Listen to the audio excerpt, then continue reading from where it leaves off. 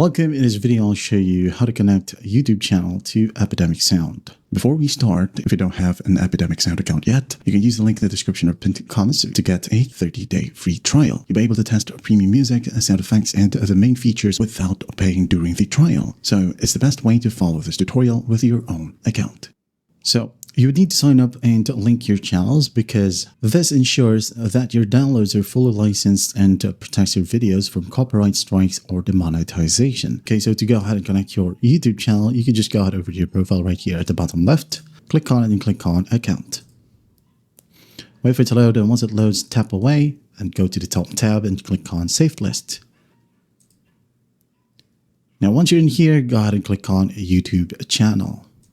Once that's done, you would need to grab your channel's URL. So first up, go ahead and go to youtube.com. Now click on your profile. Now in here, just got to click on View Your Channel. And then in here, go to the address bar, click on it once more so that it will show you the whole URL. So right click and cut it or copy it. It's up to you.